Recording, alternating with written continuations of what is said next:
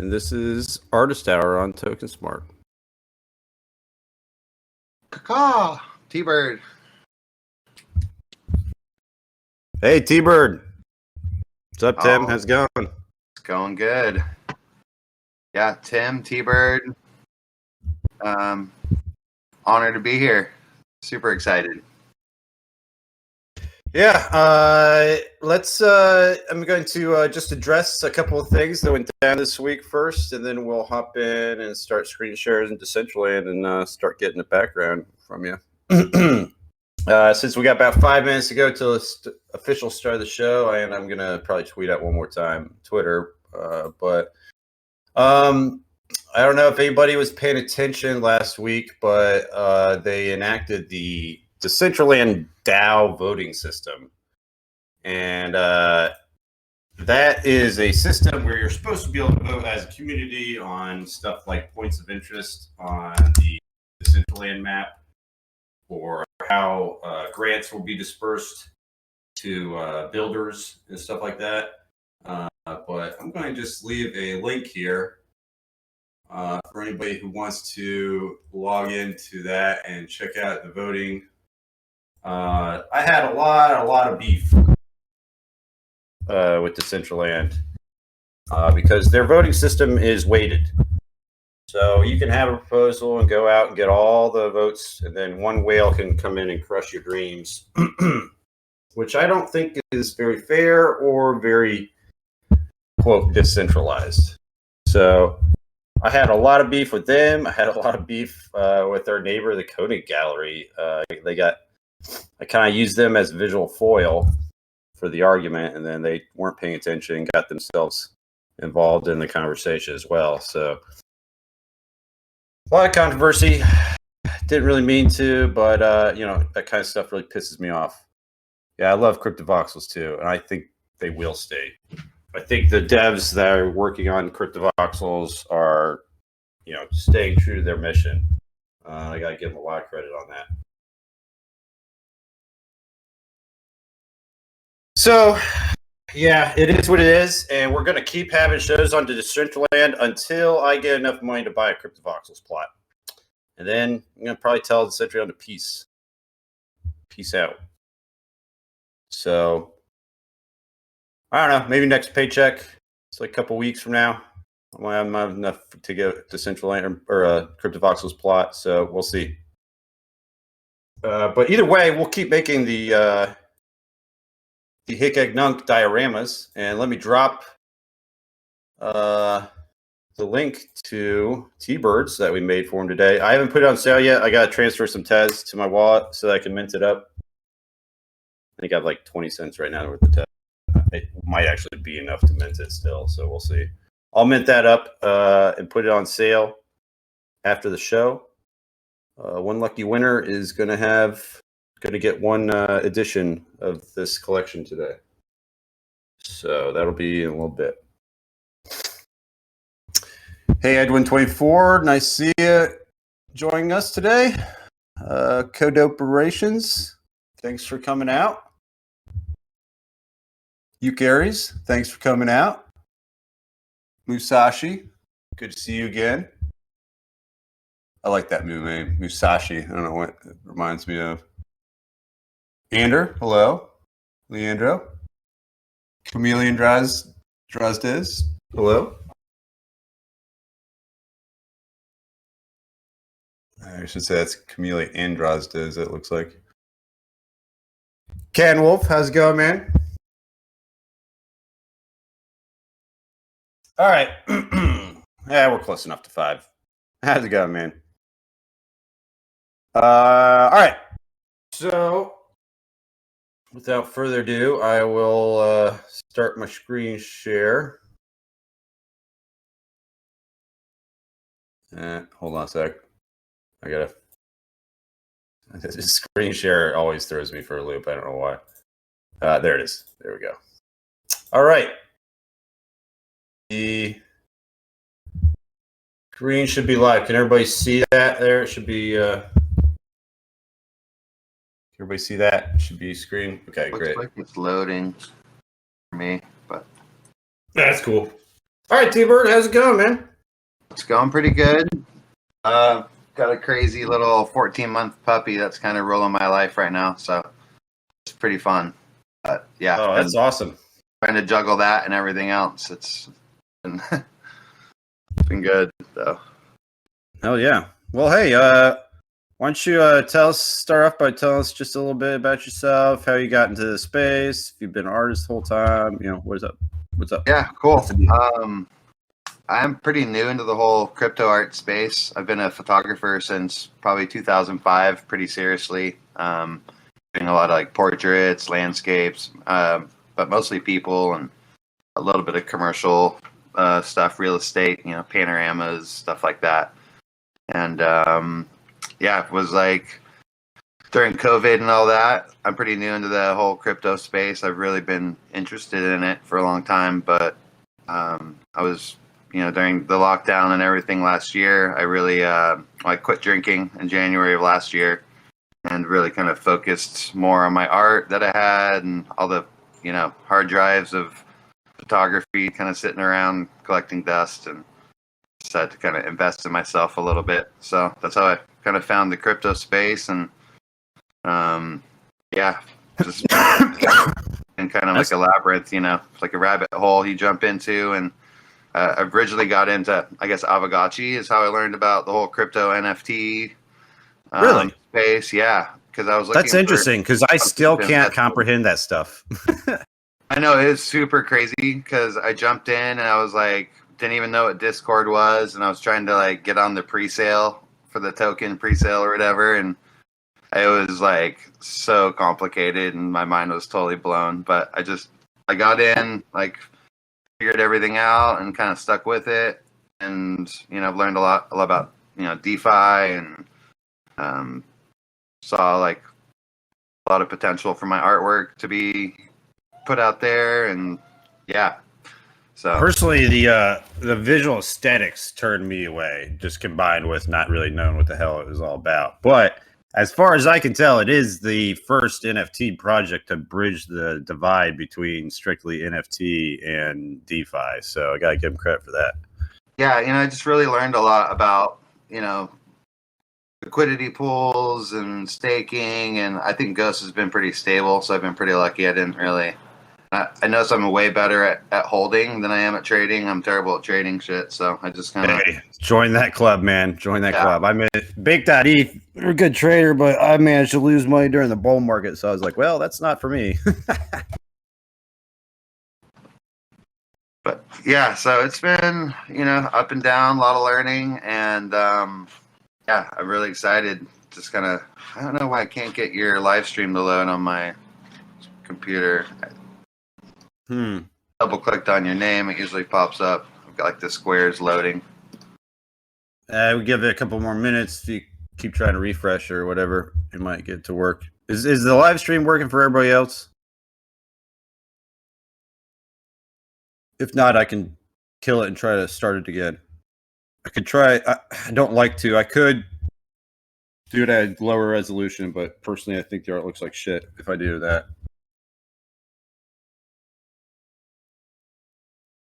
Anybody? Yeah, he says fine. Okay. Yeah,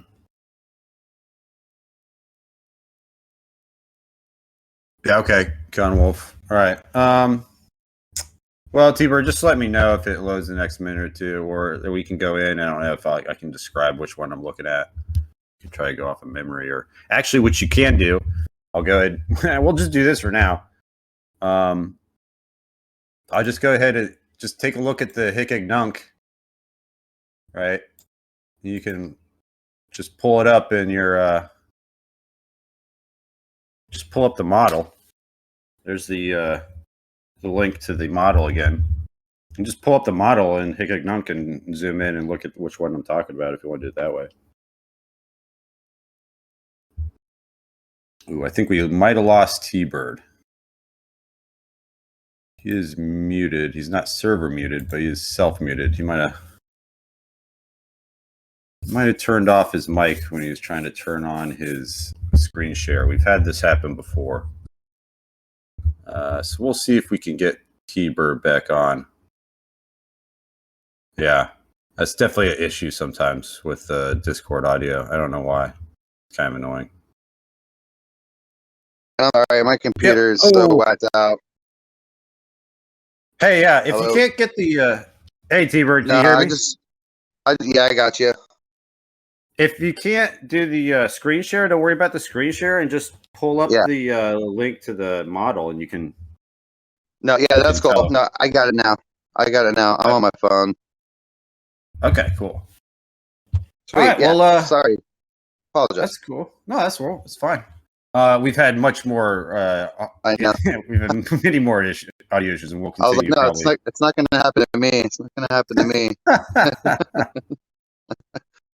All right, well, let's go in. Let's go and start the tour. I'm at the top left. Let's start there. Oh, fell off the edge here. We can use the elevator to get back up.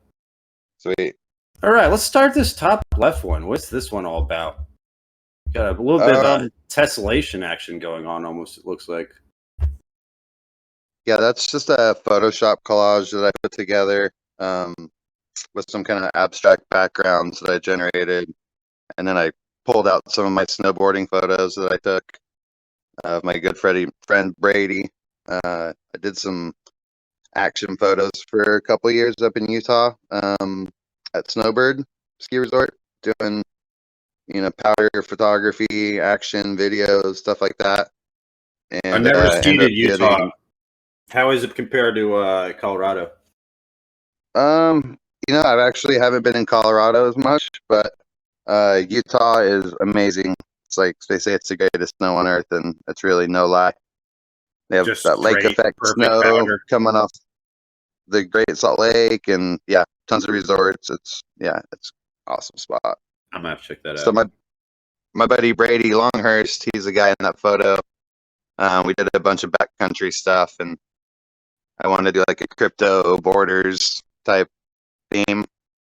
So I'm still kind of working on a surfing one, but yeah, I've got like cool, some skating. Yeah. I love skating and surfers, and it's funny until you point out. I didn't even notice that was a snowboarder. Yeah, I could show the actual. I've got the photos on my website. I've got a lot of archives on there, but I'm seeing the bottom part that I keyed into. It looked almost like a retro tanks game. It was 3D tanks games or whatever. The whole bottom part. Yeah, I just kind of started piecing it together and looking for backgrounds that I had made. So a lot of those pieces were made at separate times, and they're all like kind of fragments of different art pieces that I've made. And I'm like, oh, that'll work as a background. And yeah, I really like symmetry and using abstract stuff. So it's funny though, because if like zoomed out, it looks very abstract, but when you break down each element inside it, there's actually a lot, like you said, a lot of symmetry and a lot of actual regular backgrounds. The whole cityscape and the bottom part and the top part. Now that I'm seeing, and I'm looking closer, yeah, that's pretty cool. Yeah, thanks. And it's kind of cut out eyes and put eyes as behind the snowboarder and made like a bunch of copies and just spun them around. Been doing that with some wildlife photos, and it's pretty fun. Somebody showed up. Somebody showed up in the metaverse. I'm going to say hi to him real quick and see if they want. Oh, there he is. Hey, GraphCal. I know that guy. I'm just going to tell him to join our Discord if he wants to. Discord.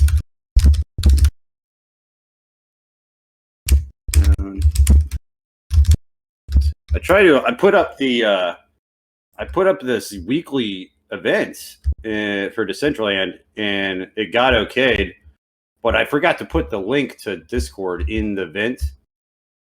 So like nobody really knows what's going on sometimes. Oh, okay, he's in there. Awesome. All right, let me take the elevator back up.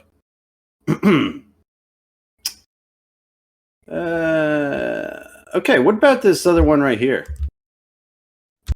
All right, that's another one of my friends here in Port Aransas, Texas. I'm living outside of Corpus Christi, on the Gulf of Mexico. It's kind of like a little beach town, fishing beach town, a lot of surfing, like no football, so Really? Near That's Texas. interesting. It's not like your standard Texas temp.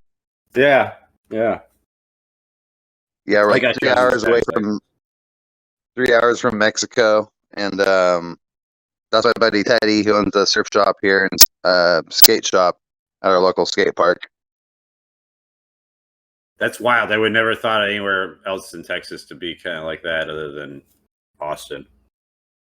Yeah, it's kind of what they call it, drinking town with a fishing problem. That's funny.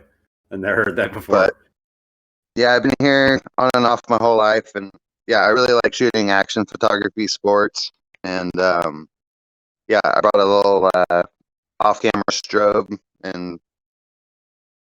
just those few photos that I take, it seems like I always come out with some good content, and may not do anything with them right away. A lot of these photos that I started manipulating, it took 5 years ago or more. So I've been mostly working with this old content that I have on my website and archives and stuff. So good way to recycle content. Exactly. I've got like stock photography and like crazy faces and eyes and just little bits and pieces to mess around with. So is he like in the regular picture? Is he like skating in a pool or something? Almost looks like he's coming. Yeah, it's kind of like almost like a quarter pipe in a pool. Nice. With a couple steps. It's at our local skate park. It's actually kind of a cool place. I got a lot of respect for skateboarders and snowboarders. I can't skate at all. I tried snowboarding once and caught a back edge and just did like a 5 foot, just like soaring onto my back move. Yeah. I was just done after that. I was like, nope. Just like not happening. It's just so anti-intuitive for me just to be faced that way instead of face. Yeah, if you catch your heel edge or your toe edge on a snowboard, it's very terrifying. I can attest, and you can get some major whiplash and all that. Yeah, I think I bruised my tailbone. I mean, I was devastated in one day. All it took was two or three of those catches, and I was done. But yeah, I'm from Salt Lake City originally, and ski bummed and was a whitewater raft guide for years out there, just kind of living outdoors and Nice. You ever do the golly? I never done the golly, but you kidding me? Man, dude, you got. I've heard about it. The lower golly, it will test your metal. If you do it during the dam season where they let out the dam, it's. Yeah, I've thought about going out there to work. In the past, I think I'm kind of it's fun. I'll still do it, but I don't know if I'd want to work that river. That river's gnarly. No. I don't know if I'd want to work it, but I definitely like to do it just once a season. Once a season, once every other season. It's I've been told it's the best whitewater rafting on this side of like the world. Yeah, it's pretty extreme. Like helmets, and I think they mostly do like paddle rafts and kayaks. Oh, the lower golly, if you're doing a kayak, you are a top-notch kayaker. Right. If you're not, then you're on a 12-person raft because that's usually the smallest anyone likes to take down that river because it really is. You don't want to get thrown off the raft for most of the time. Yeah, I worked for a company called Holiday River Expeditions. If you're ever out in Utah, I really highly recommend going with them. They're a great company and just teach you about a lot about the stewardship of the land and the history. And all the guides are really like most of them are teachers, college educated, but they just like working and living outdoors. So nice. All right. Well, this is a standard edition tangent that we've gotten ourselves on. Yeah, I've gotten us on. So I'm great at them. I'll keep going. All right, what about this one down here? This was one of my favorites, by the way. This on the bottom left with it looks like a stork. A stork or a. It's an egret. Egret, nice, good call. It's a rich egret. I got those around where I live. They're blue where I live. Yeah, we have a big birding nature preserve out here. So when I get bored, I go out there and take pictures of the birds and try to catch them in motion. With high shutter speed and make the water all glassy. Oh, that's cool. And then I brought in some. What kind of camera do you use? I'm a Canon camera guy mostly. Yeah, pretty much Canon. I've got like a 1DX, so it's a pretty high end camera. I've heard of that. I'm not a photographer, but I have heard of that. Yeah, I don't shoot, and I got a memory card sitting here from like 2 months ago that I took some photos from the zoo that I've like downloaded them, and I like edited one photo out of them, so I haven't really got to that yet. I need to go out and shoot some more, some new stuff. I'm getting a lot more ideas, so. But I like how you've like you really got the light to fracture, the colors to fracture with the light in this. In such a interesting so I kind of edited it in Photoshop and brought it into like a 3D spherical world, and so it kind of distorted it a little bit, and then put it through that deep dream generator. And dude, it's so cool. Like you can just do some amazing stuff. That's interesting. I usually the deep dream generator usually puts out I don't know. I'd say like more eyes. It's always put out eyes and stuff. Yeah, that's like you can upload your own styles to like, kind of give your photos that look or whatever. But yeah, I just really like the colors, and I like the original too. But I thought that one came out pretty cool. Yeah, I think the colors in this one. Just how like the foot is like just breaking the surface of the water, and you can see all the texture of the little and the like water the light, droplets. Like it almost reminds me of that iridescent plankton down in the Bahamas. That if you disturb it, it lights up in the middle of the night. Oh yeah, the bioluminescence or phosphorescence. Yeah, bioluminescent. That's the word I was wanting. Yeah, it kind of reminds me of that. It's really cool, man. You did a really nice job on this piece, man. It's really good. I just out here in Port Aransas, there's not a whole lot to like photograph. So there are tons of birds. So I really like going out there and just hanging out. And I mean, personally, when things get too abstract, it loses me a little bit personally. But this is just like the perfect blend for me. Just like this is all like it's obvious. There's a subject in the middle, but like everything else is like abstracted and just like awesome color palette. Just think this is my favorite. Thanks, man. Puppy's chewing on my shoe, so I gave him a toy, a fox. So he's tearing up the fox. What about this one right here? The tessellated mouth and eye into like a mandala. Yeah, that's just like some old family portraits that I took on the beach of like these kids, and I really like the expressions on their face. But I don't really want to like use their face. Kind of an interesting way to get around that problem. Yeah, it's like I really like these elements, but you want to keep somebody anonymous, especially if it's a minor or whatever, and definitely, So yeah, I just started messing around with it, and really kind of spinning around my photos and seeing like the symmetry and messing around with layers in Photoshop. So I really need to upgrade my computer so I can start. Like it won't even run Blender. I think I'm on Yosemite or something still. On my Mac.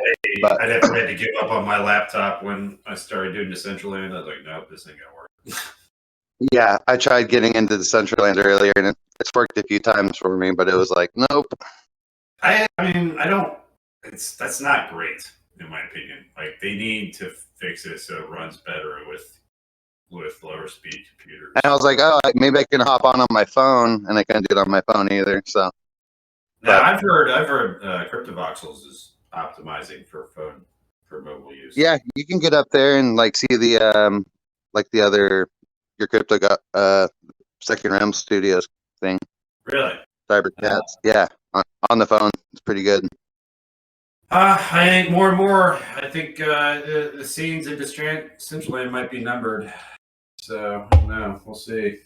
But it depends on how cheaply I can get a CryptoVoxels land. Right. Everything's become like half an ETH right now. It's a little on the expensive side. Yeah, there's so many platforms and everything's becoming really competitive, and developing so fast. I might in the future. I might experiment with just having the artists to do their own on Cyber one and just screen show that. Yeah, that's pretty. Yeah. Pretty, but, all right, what about this one right here? This lady in the middle smiling. Yeah, that's a kind of candid portrait I took at a festival in California called Lightning in a Bottle. Figured it was a festival. It's a really cool festival. And found this old photo, and I was like, she just looks like a rainbow. If this person was a rainbow, like if a rainbow was a person, it would be her. Like she's just so vibrant, and yeah, I just started messing around with it, and breathing new life into old photos. I've wondered how these types, because I know a lot of these types of people, and they are just very, very, very free-willed, and they have decided they want to do what they want to do, and they've made it work for themselves economically, which I think is amazing. But yeah, it's so cool. I really wonder how they, as a whole, how everybody took it, the whole festival community, have they been able to, hang in there, or if if the COVID's done permanent damage to that scene. I hope not. Yeah, I think so much has gone like live casting, and I think they were doing like a digital LIB or Lightning in a Bottle this last year. So kind of doing more like Twitch streams and stuff like that. So well, hopefully it didn't damage the industry too much, and hopefully everybody can bounce back here next upcoming summer. I know myself, I got a couple of festivals scheduled to go to.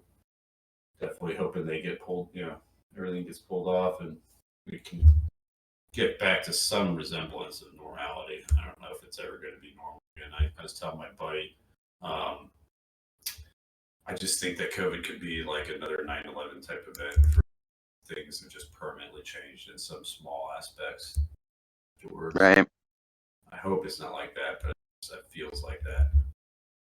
Yeah, it's been a huge adjustment, but in light of that, like so much awesome. I mean, a lot of good things come out of it. Yeah, I think a lot of people that had the leeway, and there was a lot of people that didn't. There was a lot of people that had to grind it out and just had to focus, and they were doing a lot of hard work.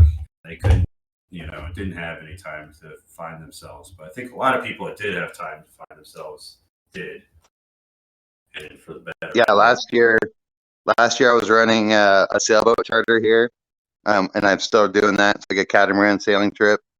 So I'm like a captain on the side as well. But sorry, I said I've been on a catamaran. It's a freaking blast. Yeah, I run a 45-foot catamaran here most weekends, and sunset cruises, stuff like that. Now, unfortunately, my only catamaran experience was on a lake, about 50 degrees out that day, and there was not an extra wetsuit for me. And I was the guy that has to lean over to keep it from capsize if there's big wind gusts. Because we were on a small one. It was like 20 foot maybe. And of course, I got soaked within the first 10 minutes, and then we were get stuck in weird wind, and I was on the lake for about 3 hours with pretty extreme hypothermia, but it was still fun. I still enjoyed it, even though I got so fucking cold. It's like type 2 fun, where it's not fun in the moment, but fun looking back at it. I do remember we had one good wind gust, and it brought the tip of the boat to almost parallel with the water, and I was up probably 25 feet in the air on the one side. That was wow. Adrenaline pumping for a second there for sure. I definitely loved that part of it, and then the cold set in. But yeah, and this seahorse photo was also from that Lightning in a Bottle festival. That's just one single photograph with a wide angle lens, and it's kind of zoomed out for just the colors and the vibrancy of it all. Yeah, it was a really sweet art piece. I wish I knew the guy who did it or the girl who did it, the person who did it. I really loved that, and I was having a good time when I took it. See a little piece of red in the middle left there. Yeah, it had like glowing eyes, like these. I don't remember those kind of spheres with the electric bolts. You put your hand on it, and it would kind of like follow your finger. So the eyes were like that on cool. That thing. Yeah. And they had this huge dragon with like laser beams shooting out of its eyes, and it's kind of like a little miniature Burning Man, I guess. I was saying, you're definitely describing it. It sounds like that. I don't know. Yeah. Have you ever been to Burning Man? Been a while. What? Have you been to Burning Man? No, I have not. I haven't either. It sounds like a really big commitment. Yeah, it seems like it'd be really fun. I do have many friends that go, and yeah, maybe one day. I've heard that the hardest thing to deal with is all the dust. Right. Yeah, the dust storms. Yeah. And I've heard that's just too much for some people. And it's pretty. Yeah, you're pretty exposed out there, and relying on everybody else. So that's kind of shelter from the storm. I guess if I had like a big ass RV, maybe I'd commit to doing that. I don't know. It seems like one of those definite bucket list items, though. Yeah. Yeah, lighting. I've been to like a Burning Man decompression party in Los Angeles once, which was like halfway through the in between Burning Man or whatever. They have like little micro parties and festivals. And I went to one. It was super cool. I love all the art and creativity that comes out of Burning Man, freedom of it. So. Yeah, it's definitely an art focused festival, right? Right. Yeah. Compared to a lot of others. I mean, I see a lot of artists at festivals, regular music festivals, but that seems like that festival's devoted to art specifically. Yeah, I'm like 38 now, and I feel like I've partied a lot in my younger years, and I'm trying to just kind of look back at my photography in retrospect and have fun with that. Like art is my drug now, pretty much. Nice. Nice. Yeah, I don't know. That was cliche. I definitely stopped drinking at bars this past year. We could say I stopped drinking altogether, but yeah, I stopped paying exorbitant amounts for it that way to save up.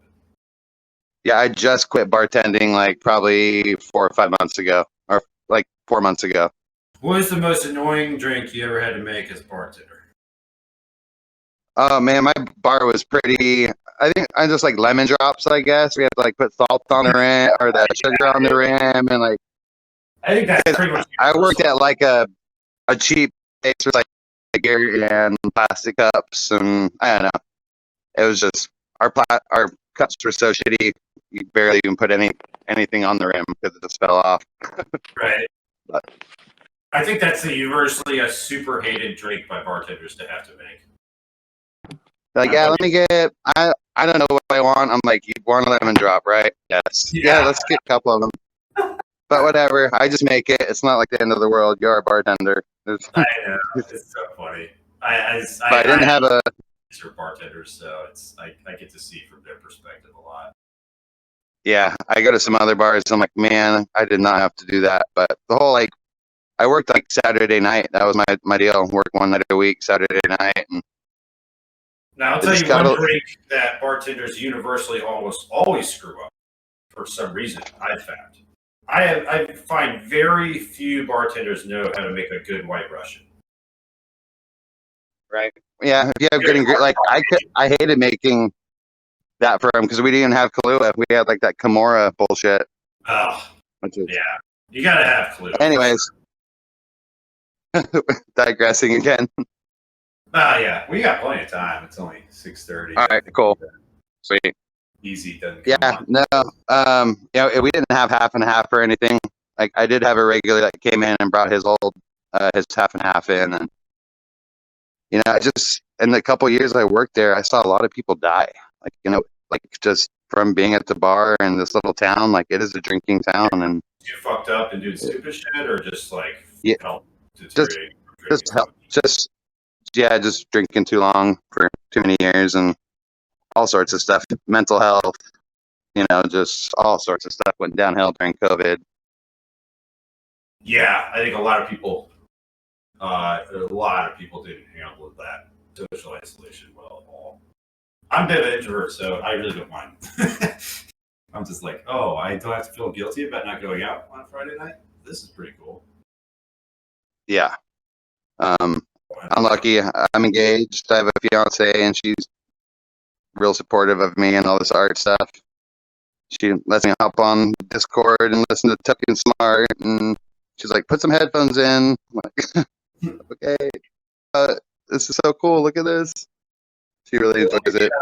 Let me pull up Tburd's Twitter here. If you guys have any questions, drop them in the chat right now. Switch over chat and answer people's questions.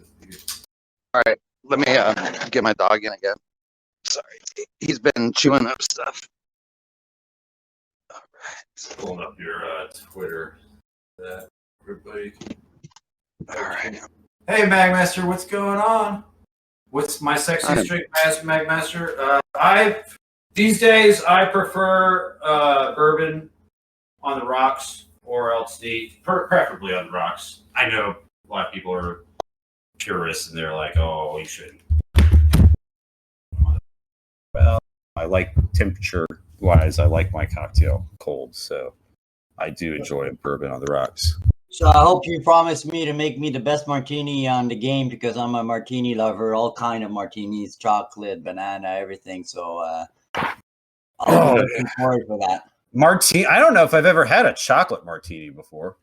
Oh man, that's my favorite actually. The chocolate martini is just blows me away every time. The smell and everything. Give that to a nice date there, or your wife. Go out. The martini itself, straight up, is pretty harsh for.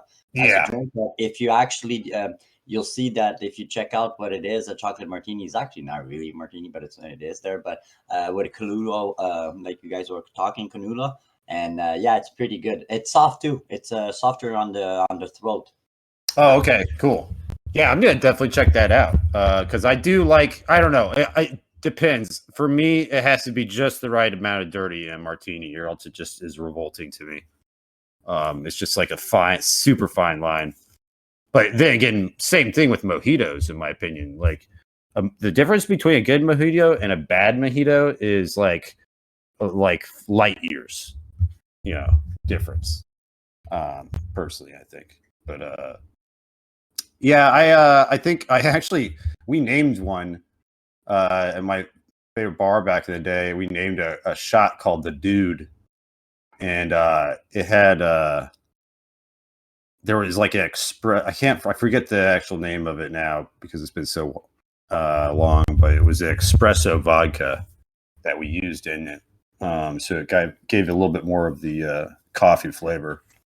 It tasted a lot more like a White Russian that the Lebowski might drink.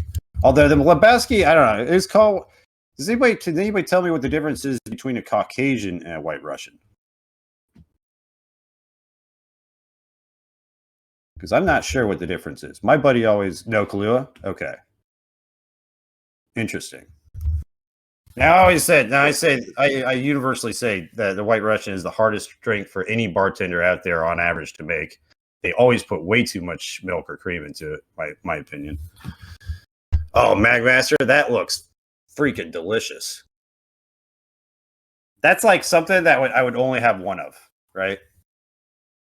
Like I would have one of those, it would be delicious, but like I probably wouldn't order a second one. Oh, you can have more, BB. There's just consequences to it. That's all. No, I mean just too much sugar. It looks too sugary. Exactly. Yeah. No, I don't mind. It's funny. Some liquors do mix well with milk. Very few. Hey, you know what? Here, a cocktail Baked.eth came up with. We were hanging out this past Friday night. Got pretty freaking skied, actually. But Baked.eth mashed a bunch. He had a bunch of fresh organic blueberries, and he mashed them all up, and we put them on ice with some Esperanza tequila. And you wouldn't think that blueberries would mix with tequila, but it actually was pretty good. And I think the hangover wasn't that bad the next day because I had so many blueberries, you know, the antioxidants and whatnot.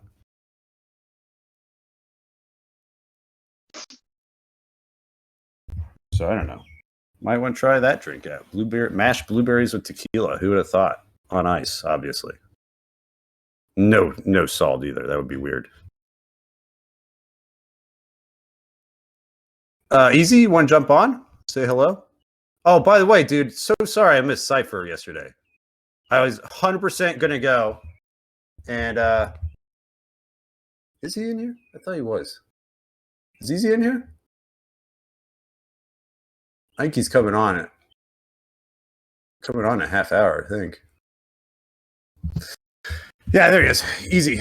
Oh, dude, I'm so sorry. I was 100% going to be there yesterday. And then my friend who has beaten cancer like fucking 3 or 4 times now, he's been nursing himself back to health. He finally came through on his second vax, and he's just been stir crazy. And he called me up yesterday. He was just like, I need to get out of the house. Let's go play some 3-card poker or some shit.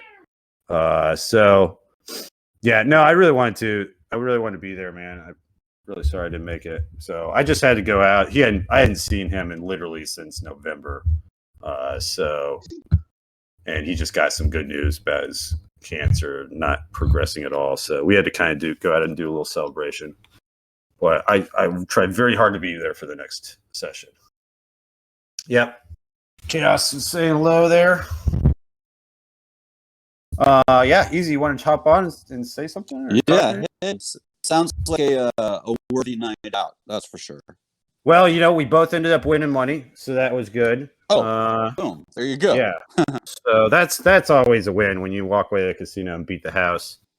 So that was good, and he just, you know, it was good to see him. I haven't seen him since November, and back then he was still iffy on having to do another surgery, and that just was devastating. And just got good news and everything. He's like, "Come on, we gotta go out." I was like, "All right." Nice. So, yeah. But I'm sure I missed a good one. choice. There's gonna be plenty more ciphers. It was a good one. We had a couple of new peeps in the house, including John X, who's a pretty dope rapper from Lagos, I believe. Yeah, I think it's Lagos, South Africa. And so yeah, it's cool. It's also cool to have, you get new peeps coming in and they're wanting to show off those, and he's still. So it was a cool one. But yeah, it was crazy. I mean, I think we had on maybe about a few minutes over 3 hours on a couple of them, which is pretty long. But last night, just everybody was like, nobody wanted to freaking go home. They were all just like, another one, another long one. I'm all, okay, I'm here to serve. Boom, throwing another Hell yeah. Hey, by the way, before I forget, first person to drop their Tezos address gets a diorama of Tbird's scene today. And by the way, Tbird, are you still on? Yeah. Dude, thanks for coming out today and the interview, man. It was a great interview, and I'm really digging your art, dude. And thanks for coming out, man. No, for sure. Yeah. I think there's some more art on the back too, right? Ooh, Mylena, looks like you're the winner. Damn, I didn't have mine handy. My Tezos freaking extension disappeared from my toolbar. I would have maybe gotten there in time. Oh, I distracted you. Easy, sorry. I hate it when that shit happens. No, it's like, I don't know why. It's just it's not the first time that it kind of disappeared. So I have to go into like my Chrome settings or something. Yeah. And, like, put it back. Are you using Kuke? No, it's the what's it called? Temple. Temple, yeah, Temple. Yeah. I've noticed it gets like a little glitchy every now and then. All right, I'm sending off one edition of Tbird's, and that's going to our lucky winner right now. Nice. think it cost me Congrats. like 2 cents to send that. Love it. I love it. Cool. Yeah. Congratulations, Mylena, for being on the ball. Oh, you need to pin it? I don't need to. No, I sent it your wallet. It'll be there in like a minute, Mylena. Talking about the extension. Okay, got my extension. Loaded back up. Yeah. Sorry, Tburd. Someone asked about your Have a Nice Day project. Yeah, are you still doing that screen share? I think there's a piece on the back that you put up. Oh, yeah. I'll kind of leave into that. Yeah, let me jump in real quick. I didn't know there's anything on the back. A lot of times, Baked.eth won't put anything on the back. I think there was. Oh, there is. Oh my gosh, I totally interrupted our whole. Jeez. All right, my bad. I was like, oh, that's it. Okay. Oh, my bad. All right, easy. You want to tag team some questions and talk about the rest of this stuff here? Sure, carry on. What about this? Let's just jump right back into this one right here with the freaking crazy eyes and mouth and little smiley face on the tongue. What's that about? I was just just cutting apart my photos, and I was listening to a Grateful Dead song, this Dark Star Orchestra, and I was like, man, I want to make a sheet of acid and sell the individual hits of acid, like NFT, LSD, not pharmaceutical, obviously. So I thought maybe be a cool collab idea, and then through Vanilla-delphia, kind of linked me up with a few friends, and we started putting together this website, havaniceday.wtf. What's your favorite Dead song? We put out like 30 hits so far, and then we just dropped the other 100 hits right now, and we're using them to like as a ticket to this VR world that we're building. That's going to be like super psychedelic, and a lot of big things on the horizon with that. Very cool. I'll have to check that out. That is sounding really what's your favorite Dead song, by the way? Oh man, I really like a lot of them. I think Dark Star is one of my favorites just because it's so long. That is one of my favorites too. I also a sucker just for Sugar Magnolia. I like the whole vibe. Sugar Magnolia is an absolute classic. Yeah, Dark Star Orchestra. I don't know if y'all have ever seen them. They do amazing like Full Dead cover band shows. I really recommend them. I've seen them live a couple times for sure. They're awesome. Yeah, super cool. So I got together and we formed this LSDAO, the LSD DAO. And we're gonna try to just onboard more artists, musicians, developers, and kind of take some of my panoramic work I've done in the past, because I did like all this real estate panoramas, and I always wanted to make them like trippy and psychedelic. So now I'm kind of switching over to making big. I really like this one up top here, and I think it's cool. It kind of blends in with the brick background a little bit. Yeah, that's a picture it's one single photograph that I took. It's a little bit long exposure where I kind of zoomed out during the picture as well. And I've done a couple prints of that, like really big on heavy duty glass, and they kind of float on the wall, kind of like just like that. And it's really one of my favorite. Badass. Yeah, it's like probably a 200-pound piece of glass. I've done 4 of them.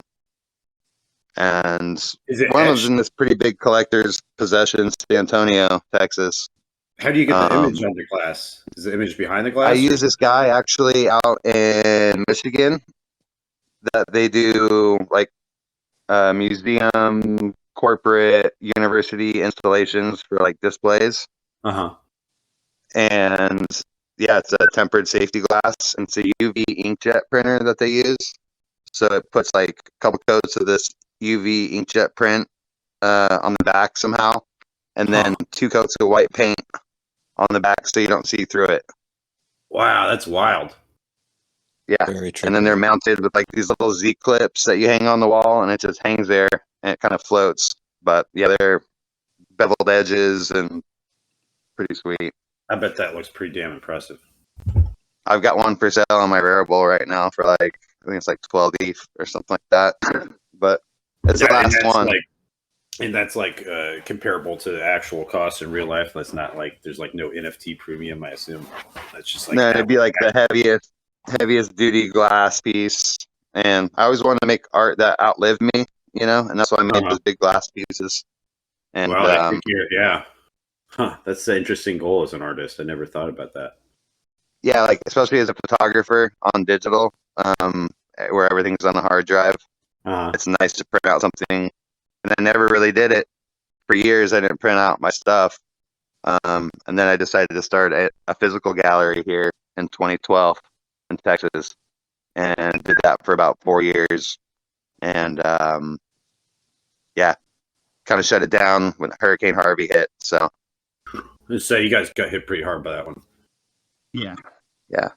And then I did some humanitarian fundraising work to do video to raise money here for some families. So I like to do that stuff as well with my art. Nice. Yeah. I'm really glad whoever reminded us in the chat about that. Thanks a lot, because I would totally glossed over the half of this freaking expedition because for some reason I thought Baked.eth only put it on the inside like you did the last show. Oh, he did double. And that's another one of my crypto borders. That's the first one I did to kind of get the inspiration for that kind of wrapped around style. Dude, that's a really cool style for wrapping it like that. I see you just like pulled his board across halfway and then his hands across the other I just kind of, made a cut out of him and started spinning around. I'm like, man, that is so cool. And I started doing that with wildlife photos and all sorts of other stuff. And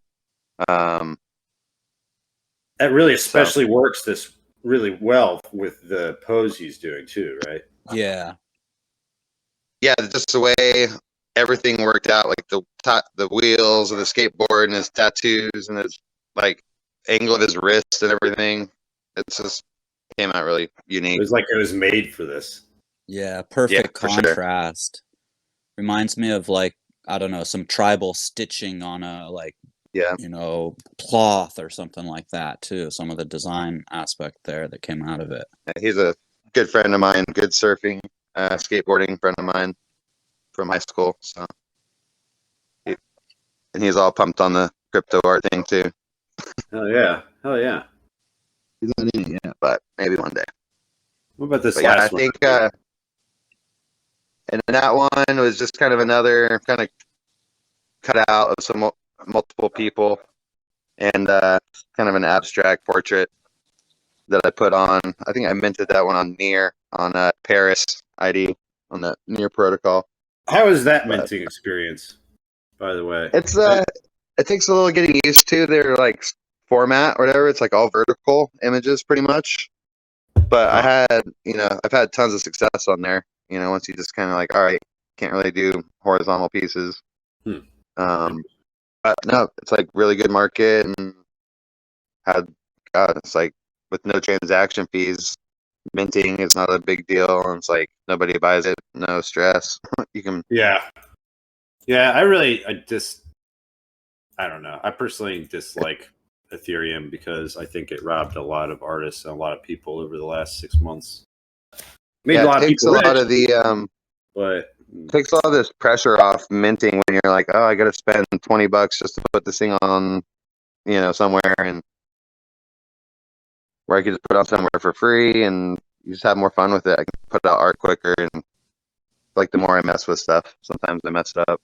I just feel like long-term Ethereum, people are still going to mint on Ethereum, I feel like, but it's just going to be established artists that already have, a draw. They don't care about $200 worth of minting fees, and their purchasers don't care about $200 worth of gas. But those types, those are going to be the top tier collected artists, I feel like, and then most everybody else is going to have to find an alternative long-term.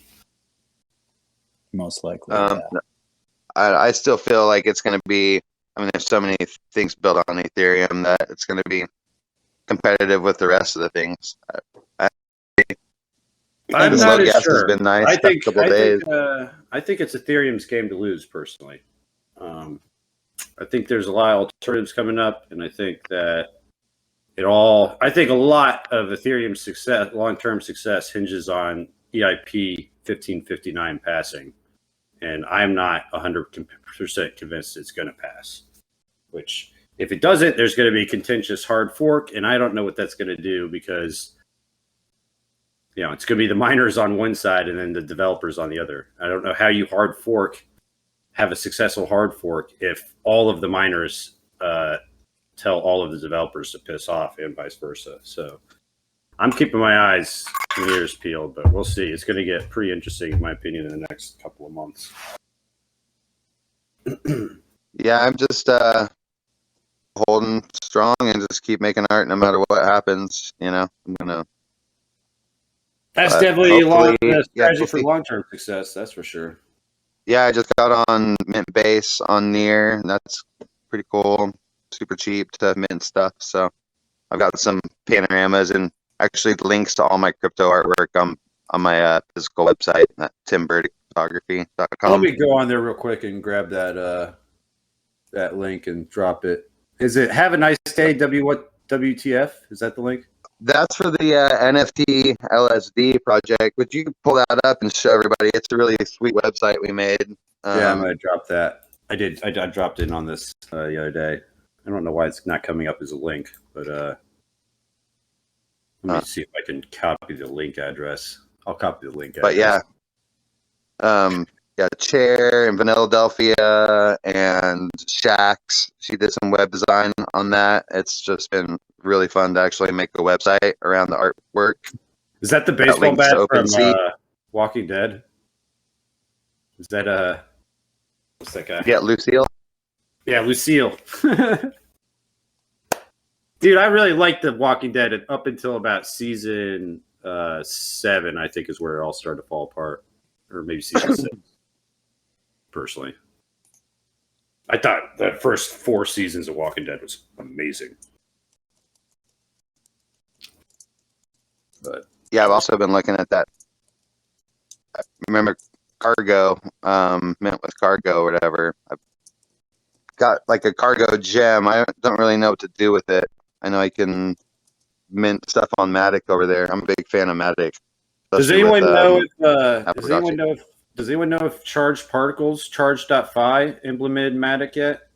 Because that's what I was keeping my eye on them, because they're doing them and Async. I was hoping both of them were going to get on Matic too, because I think both those platforms are doing some really innovative stuff. I thought I heard mention of Charged Particles working to get on Matic, and I definitely think that the speed at which people are going over to Polygon Matic is, definitely something to keep an eye on, because that's going to be a help for the, ETH ecosystem having more of a, long-term legs and letting smaller people being able to profit off, $50 in a DeFi here or there, $100 here or there, and being able to mint and do things like that will make a big difference, as people are kind of heading over. So that's another, that's for me something important to keep an eye on. But yeah, I'll be excited if both Charged Particles and Async would be able to utilize Matic for sure.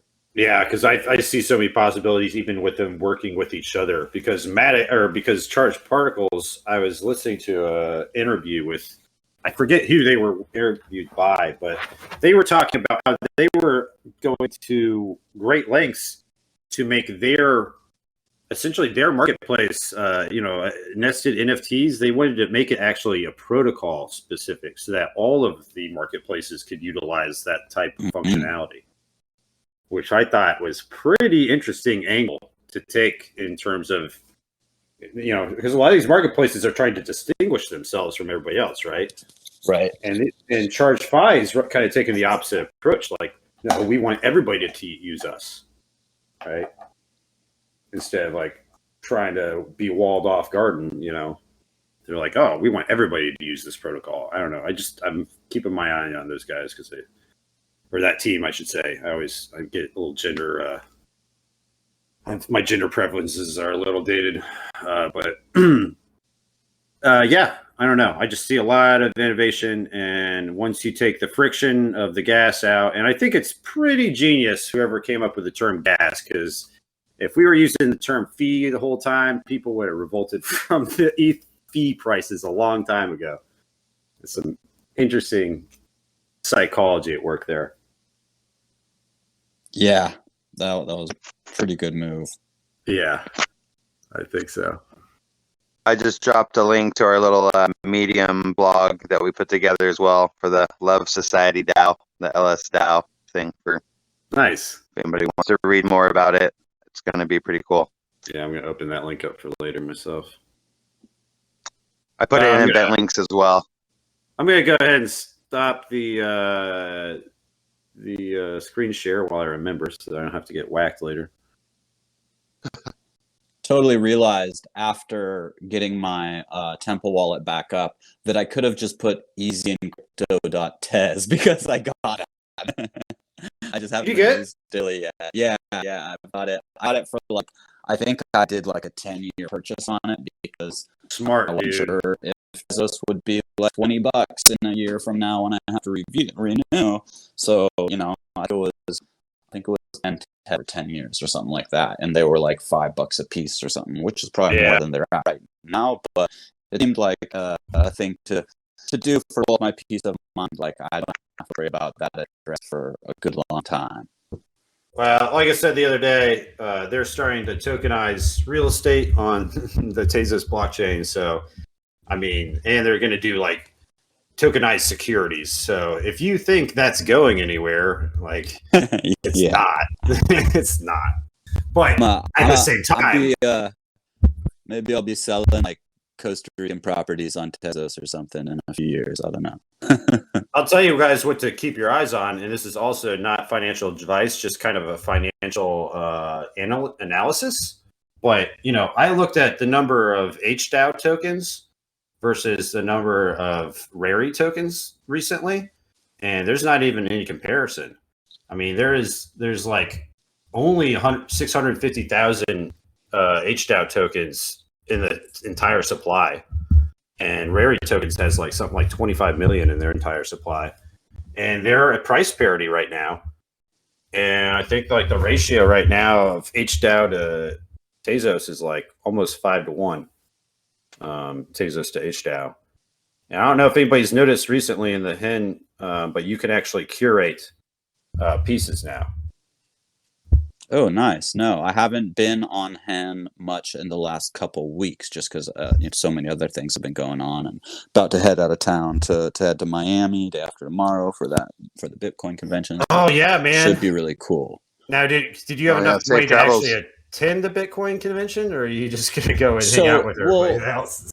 The backstory to this is that I had gotten a ticket for Bitcoin 2020, which was supposed to be in San Francisco. And I was like, oh man, it's an hour away. I have to go.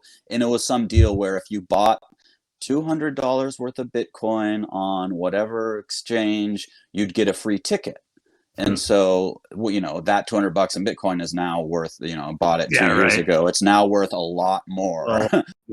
So it was a no-brainer at that point for me to be able to go to the show, by just throwing $200 into buying some Bitcoin. So that ticket, of course, COVID hit, they canceled it, and they were going to reschedule for San Francisco, and then they found out they're going to change it to Miami and postpone all the way till now. There was an email that came out that was oh, you can get refunded for your ticket, and I was like, well, my ticket was free, so no, I still want mine. Clicked the I'm still going thing, and actually wound up getting really crazy deal on the hotel too. So it's actually it's been a pretty affordable trip And it'll be the first crypt convention, and really fun. We got Rizzle head down, Chasa from Cypher's coming, Elbows coming,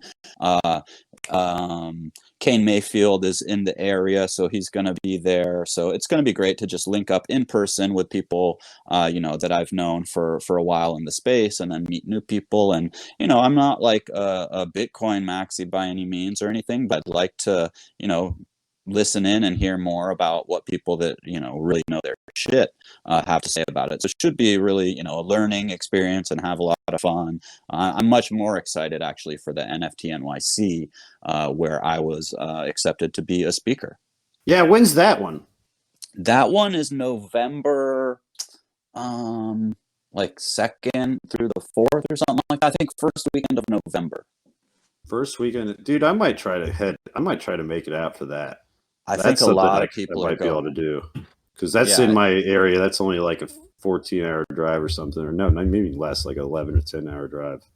You should totally go. I think that's going to be, that's what I'm super, super excited for. I was even pre being able to like do a little panel. I think I'm going to do a panel on like, music on the blockchain or something, for the speaking time I have. But even just to go, I used to live in Lower East Side, I don't know, 20 years ago or something. So it's been a while since I've been to New York, and it's a great city. And then to be able to go and just feast on NFT info for a few days and hang out with other people that I'm sure a lot of people from our communities will be going to that one, probably a bit more than the Bitcoin one. So that's what I'm super, super hyped on. I definitely want to go to the 2022 Vegas one that they're. Oh, that is a must. That's a must. I'm definitely going to that one. 100%.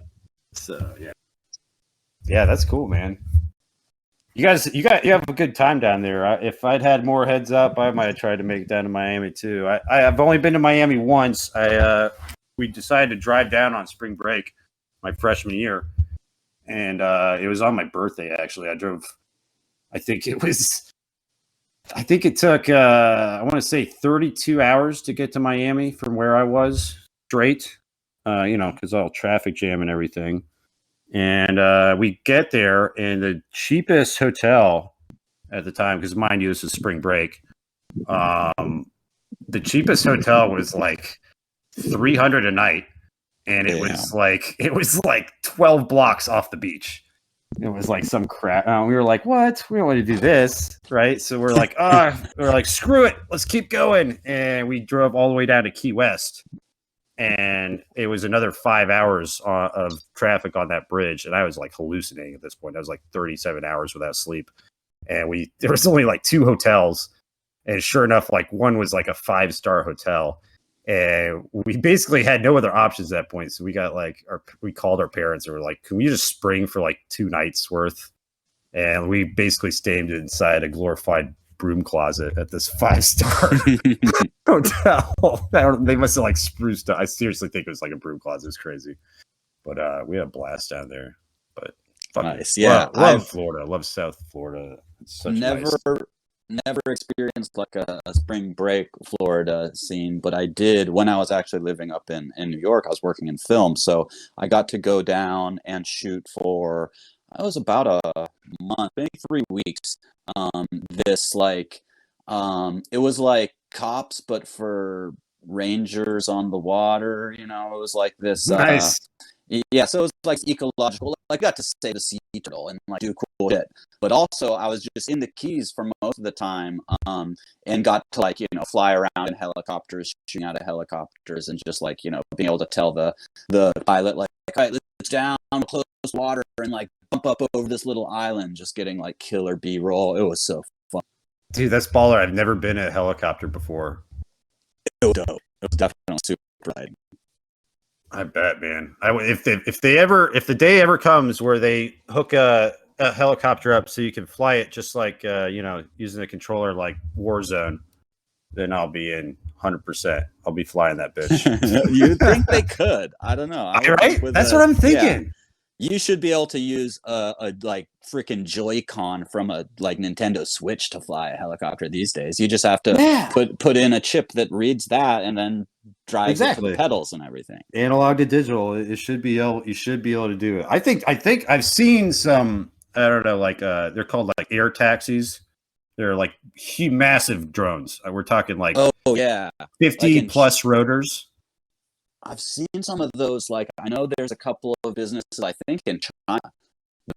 Some they're one person little like drone fire air taxi things that I guess you would just like punch in your destination. You wouldn't. No one's even driving the thing. Well, then, I think like, there's swipe two your versions. Card. I think there is an autonomous version, but I think there is a Avid self-flyer version, and I know for a fact that they did decide to go with like a joystick type flying. But those things are way safer because they have algorithm that controls their blades, and I think you can knock out like something impressive, like 45% of the blades, and it doesn't even matter which ones can die. And the rest can still compensate to keep you, like descending like gracefully to the ground instead of crashing.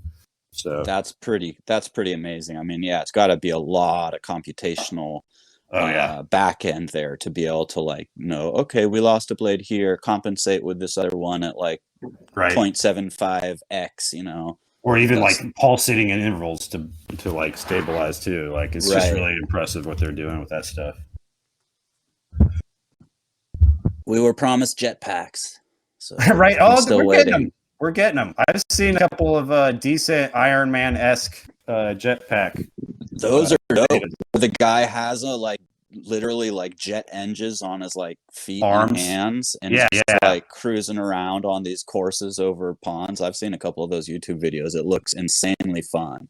Right. But I think you have to be so in shape to be able to do something like that. Like you've got to be able to just be rigid. Like my abs are probably not anywhere near the strength to be able to like fly one of those things. You're probably right about that. You probably have to be really disciplined and like train a lot too, because I bet if you lose your balance on that thing, you just wreck yourself hard. You pretty much got to be like an air ninja, right? Well, hey man, Tburd, awesome show today. Thanks everybody for coming. I'll switch over to you, Easy, if you want to go down Easy Corner now, or you got some. Sure, yeah, we can cruise down in a minute. I was just looking. So is the like template today gonna be up for sale at some point? I know. Yeah. Sorry, I didn't swap it out yet. I got put a little bit of Tez in my wallet before I can swap them to put them on for sale. But I'll put them on for sale here, and I'll drop the link in during Easy Corner. Cool. Here a little bit. Thank you, BBStudios, Token Smart. You guys are awesome. Always. Yeah, I mean, dude, it's been great today. I'd love every single one of these interviews, getting to know everybody on a more personal level. It's really awesome format. So I think everybody. Anyone finds himself down here outside of Corpus Christi, come sailing. Hit me up. There's my website with all my links and stuff in the chat. So I'm an open book. DM me your Tezos address because I'm going to send you an edition for your own personal collection. And then I think Sandy's supposed to make a Tezos account for Token Smart because I'm going to give Token Smart for edition for posterity for every one of these shows too. And then that's such a cool idea. Yeah, and then the rest I'm going to put on sale. Tburd, what do you want to sell yours for? It's up to you, man. Oh, you pick a number. I don't care. We did 10 Tez on the last one. I think that's a little too high for a lot of people. Yeah. How about 5? All right. Yeah. Let's go 5. Yeah. Let's go 4.20. 4.20. All right. We'll do that. That's a good number. I'll totally pick one up for 420. I mean, I can't resist anything that's 420. But epic art, Tburd. I'm loving your stuff. I'm really stoked that I'll be able to pick up one of these and have kind of a little. I really love what's going on with these, having the little display model as like super extra powered co-op. It's really cool. Yeah, it is a super fucking power up. Oh, and what's cool, guys, we were talking, I don't know if I told our guild members, but I actually had a chat with someone from Superworld on Friday, me and Bake.eth, and they told us you're gonna be able to drop these GLB files into Super World scenes. Dope. Oh man, that's rad. I think and I have. These are to scale too. So this will be to scale. If you drop it in there, you're going to be able to see a life-sized gallery. That is really cool news. I think I have Super World coming on over in Latin City on Easy Street next week. I actually was just reaching out to well, not next week because next week extension, the following week. I had Super World on my schedule, so I actually was just reaching out earlier today to confirm they're so good for that. So I'm excited to talk to them, and maybe we'll get some dates on it because it's about just a little under 2 weeks out. Things are afoot with that platform. I'm really the direction headed. Word. All right. Well, I'm gonna sign off now. If you want to take her over, Easy. All right, yeah, we can hop down to Easy Street, everybody. I'm just doing a couple messages here, making sure everybody's ready, the guests and everything. We're gonna have Louis C. Rhymes actually is our musical guest for the opening half hour. So I think he's gonna be spitting some rhymes, and he has a really big announcement, a special announcement that he wanted to do here on Token Smart. So that's going to be coming up. We're about 20 minutes away from start of the show. And that. We can keep fucking. Oh, we can keep jumping. Yeah, I do have. Let's see, what is it? It's like a couple minute intro that I'm gonna play too, which is Rizzle gave me a little link. So people could probably figure it out or guess if they wanted to, but I'm keeping it a secret. A little show starter to get people hyped up with. Nice. Yeah, let me go down and just drop a little airdrop or something, and we can start collecting people in Easy's corner. Hey, do you have any Cryptovoxel land? I do. I have. I fairly recently got a parcel in Shenzhen. It's not big or anything. It's just a small little parcel, but I'm excited to be able to have my own gallery and stuff there. The spot I've been at with my gallery, which is kind of abused right now because I was in the middle of converting it for a special event, a marble cards event, and then that event wound up getting pushed a few times, and then so my thing's just kind of in disarray. Yeah, but I know the feeling, dude. Yeah, that lot was generously a loaner from Whale Shark because there was no way, it's about close to 2 years, I guess. Right. There was no way I could get a parcel, and he had a little program going for I think it was up to 20 hours to be able to use a parcel and build a gallery on it. The only stipulation was that you actually, built something on it and displayed some work or whatever. Mm-hmm. So I had a lot of fun learning how to build and building there and putting up some of my early works. But I'm excited also to be able to kind of transform it some and build it on a place it'll live forever. Of course there might be changes and stuff, but so that's exciting. And then I did a while back, maybe it was like a year ago, I scored a little apartment. So I do have a little apartment that, like, my idea there was that I could, I don't know, have hangouts or meetings there with people to talk about just cool projects and whatever, and then go pop out to whatever, gallery that the meeting's about, and, whether it's, curating stuff or building something or testing something, whatever it is, be able to kind of use that. And I haven't used it much. And of course I get like bot offers on it daily. They come in like, oh, you have a new offer on this. And it's so like annoying. Incredibly low and incredibly annoying. I don't know why they even do that. They're not going to offer at least close to market. Like, I think they should have to. I think they should just charge people to make lowball offers like that. I mean, it's ridiculous. Totally. Yeah.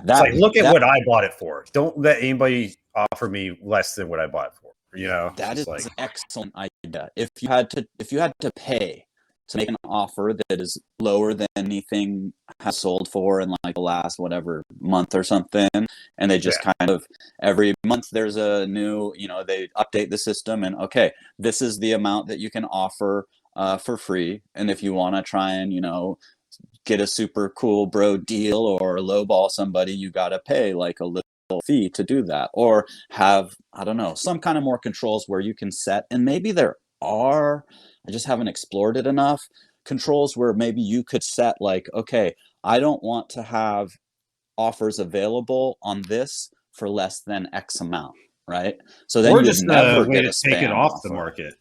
Or You know? yeah, or like we're not even trying to put on the market. Invisible. It's just there because it's in our wallets. Exactly. So if there was, and we were talking about this actually in Bullish or Fish with Connie and Mai, we were talking about this in their last week's episode about privacy things. And one of the ideas was a toggle where you could like, you know, toggle things to a private mode. Of course, they're still on the blockchain. If somebody wants to go through the Explorer and find in your wallet, they could. But if just like looking at someone's OpenSea account, it would be, you know, grayed out or something like that. And so you could say this private item exactly for purpose like this. I'm never selling that crypto voxels lot. I'm gonna build and it's gonna my galleries. So I like to just not have that, you know, available for someone to make an offer every day.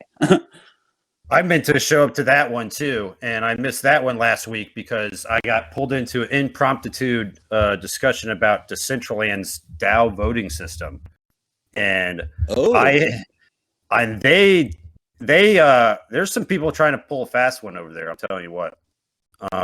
And I actually got into it. So they actually had their discussion on Twitch, which I thought was strange because they have their own Discord server. And so, like, on top of like me not being able to participate on Twitch in there, I had to freaking sit there and watch ads every like 5 minutes in the middle of a DAO discussion. You're making me. I was like, this is so ridiculous. No way. You know, that sounds like Looney Bin style, right?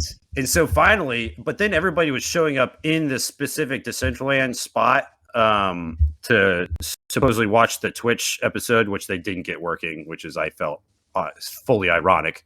So everybody's just standing there, and I'm watching it on Twitch and just like typing into Decentraland my responses.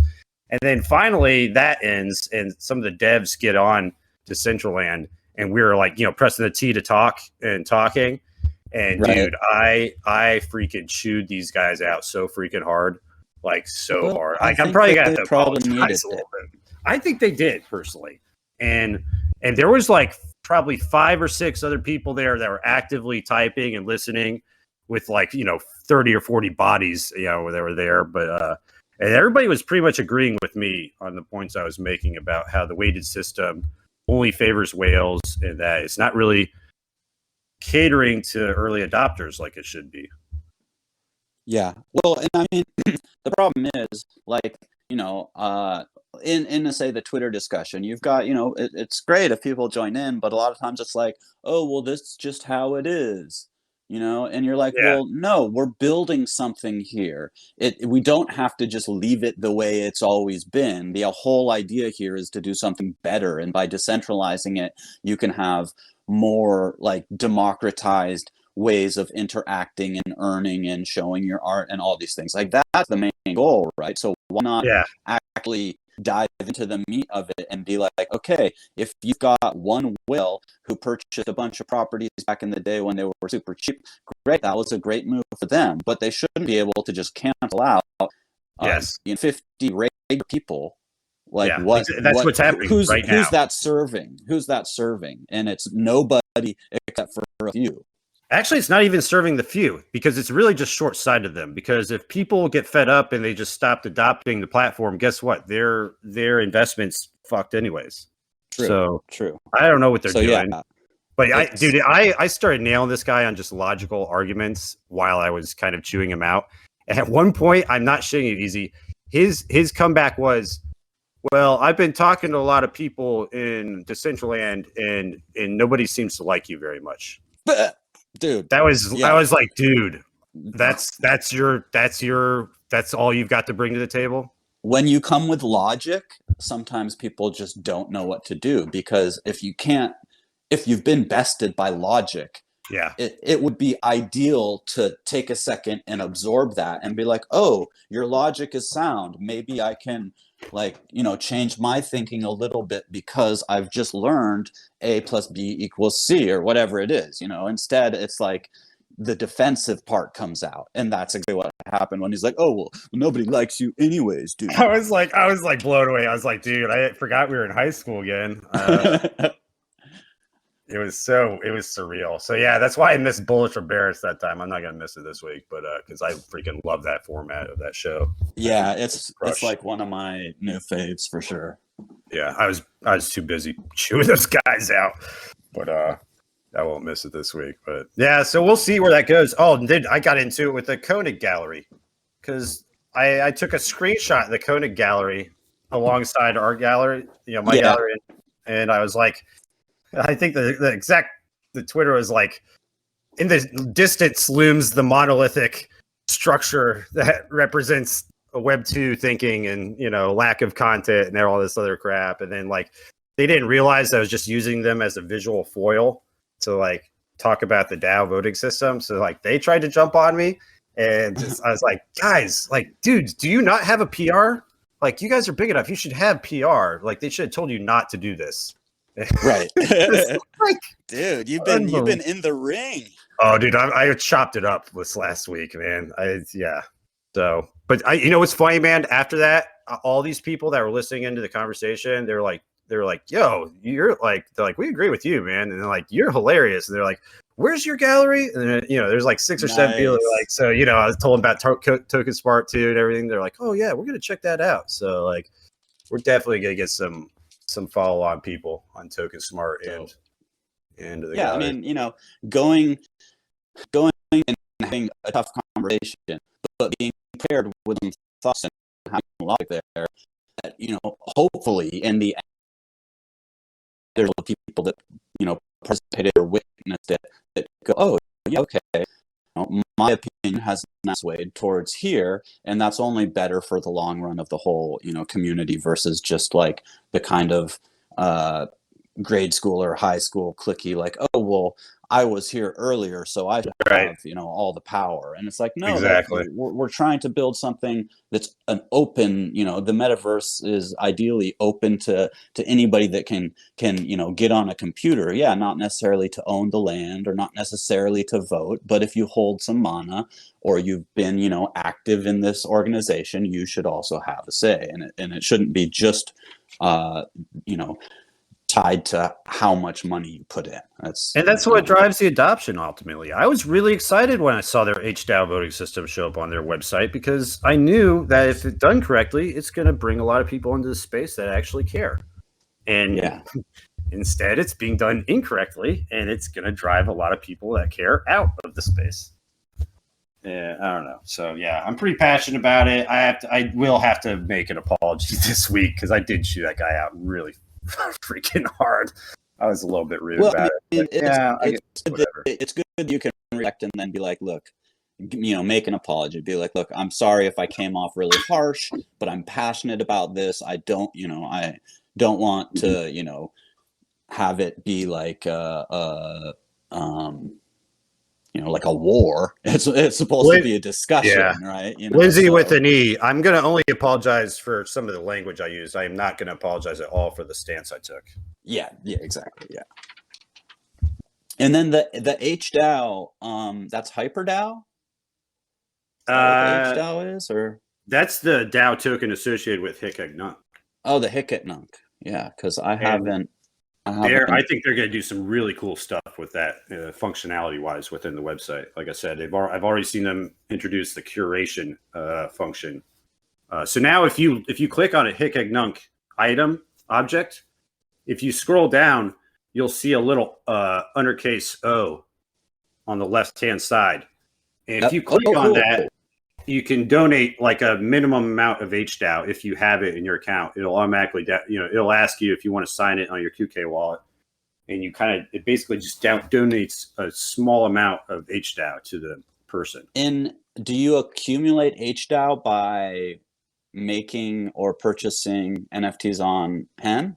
Would that be? You did initially. I purchased a bunch of Hen real early in February, and they gave me like 25 HDAO for it. So I wonder if I have H down my wallet. I've purchased a handful, and I definitely, well, I only made the one piece. Although I was up on the mountain for the eclipse of the moon last week, and went out at like 3:30 to catch like the peak at 4 a.m. and then saw the sunrise, and brought a couple cameras and a like spotting scope and a tripod and the cell phone, and a couple of the really cool pictures I got were actually with the cell phone but through the spotting scope of the moon. And I was thinking to use a couple of the pictures I got and put something together with like maybe replacing the sun with the like close up of the moon in the sunrise side, because the moon was setting just when the sun was coming up, and it was like really it was cool. Pretty fucking amazing. So that was going to be my next piece for Hen. Nice. And I'm still working on it, but that's hopefully I'll have time. Did you get your profile set up? You know what? I was just looking in my wallet here to see if I you can only cost it only costs like, it's a fraction of a Tez to get it set up.